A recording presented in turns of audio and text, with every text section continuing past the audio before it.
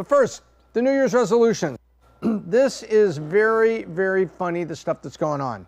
So people make New Year's resolutions because New Year is a new year, a new beginning, something going on, and you want to set yourself up for the year and tell people, I'm going to do this or that. So it's a good time for change. You change the calendar, you set all your stuff up, and you say, this year I'm going to do this. This year I'm going to do that. And it kind of lines up with the NFL playoffs because so many teams, your favorite team, I'm Raider Nation, they're done in December. They don't make the playoffs. And so January, you sit back, you're looking at everybody else's teams, you go to a Super Bowl party, having chips and stuff, and, thinking about, well, wait till next year. Well, guess what? For many people making resolutions, it is next year. Now, I am not in resolutions. I think that you should have standards for your life, processes for your life, and have an assortment of things that you're always trying to improve, and you don't have to wait for the calendar to do it. Now, if it's taxes and planning like that, you do wait for the end of the year, and then you're going to be, doing your taxes, differently next year, saving more next year. There are things that can be milestone, but by and large, New Year's resolutions are usually personal, and personal you can do anytime. But nonetheless, let's pull up this chart. We have a very interesting thing. This is pretty cool. We're looking at a chart here, and the dark blue dots down the middle is what percent of people, of all U.S. adults, made that resolution. And then we have a green dot for 65 and older, so let's call it grandparents and older people. And then we have a blue dot for people 18 to 29. Isn't this interesting? So the farther apart the dots are, if they're really far apart, that means that the young and the retired think very differently about that. For instance, saving more money. 40% of young people think it's important to think about saving more money in 2024, and only 10% of people 65 and over. Why? Because the people 65 and over maybe have a pension, a 401k, they're getting Social Security. Guess what? They're not worried about saving money, they're on fixed income. It's interesting, I went all the way down to the middle. I said, where were the dots closest together? And there were two. One was on losing weight, that about 15% of people 18 to 29 and people 65 over thought that losing weight was important. And then you go down and focusing on spiritual matters. Again, right a little under 15% of everybody thought focusing on spiritual matters. Well, good grief. I understand why they're praying. If you look at the economy and you look at who we have to choose for president, the election coming up here, I'd probably spend a lot of time on spiritual matters and just praying for somebody else to figure it out. But I found it very interesting. So check this out. So what really mattered to the people that was 65 and over? Believe it or not, losing weight and exercising more really mattered to them. It was like almost 20%. But what really mattered to the young folks? Improving mental health was right up there with saving more money at well over 30%. So a third of people that were 18 to 29 were thinking about improving their mental health.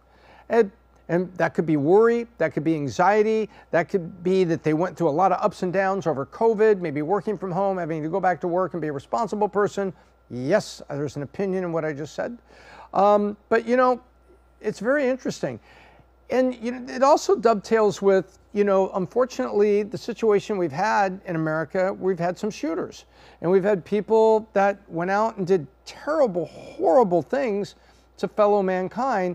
And yet you've now got 1/3 of people out there saying that improving your mental health is important. Isn't that interesting? Isn't that interesting?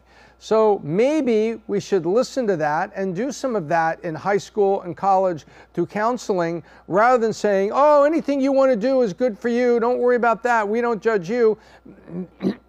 Meanwhile, 1/3 of them are saying, hey, improving mental health is important. Yeah, but don't come out and say that it's a mental health issue. It's a gun issue. It's not a mental health issue.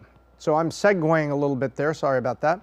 But anyway, you can see the chart here, and it's very, very interesting. Spending more time with family was very, very low for the old people. Half their family's gone. Or maybe they have Alzheimer's and they just don't remember who their family is. And yet, spending more time with family, more important those that are young. So it's very interesting. Then I looked into And I said, you know what? I'm going to dive into this resolution thing because that's a good, a report that we just went through there on what does this generation think, what do the younger people think, and you compare the two. But then I says, well, what does Google think? So I went out and studied some Google stats and some Google research, and you know what? I found this little article that was written with Google trend data about the Google search for dry January. And this is where people get out of the holidays and they say, I'm not going to drink during January. And we found a chart on this. Let's pop this up. So check this out. Google search for dry January starting in January of 19, 20, 21, 22, 23. So we have 5 consecutive Januaries.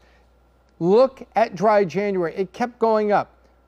19 rose a little in 2020, stayed flat 2021, rose a little in 22, and then doubled from 22 and 23. So in other words, COVID was over, we went back to work, the economy tanked, and then we raised interest rates all those times in 2022, and now look at 2023.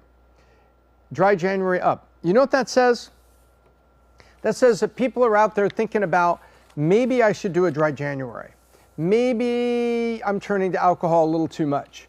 And this is very interesting because it is double what it was in January 22. And we don't have stats on January 24 yet, only to say that the data they have even so far shows that it is on track to be at least half as high as January of 23. Isn't that wild? So guess what? People are out there. Actually, I think this is a very sensible search, and this is very indicative of an America that's sitting back saying, hey man, maybe alcohol is not the answer here. Maybe I should try a dry January. And we're not just talking about people who are alcoholics, who need groups, they need their AA group, they need support from you and me to love them and encourage them and keep them accountable to stay dry. But there's other people saying, maybe I just don't need alcohol at all.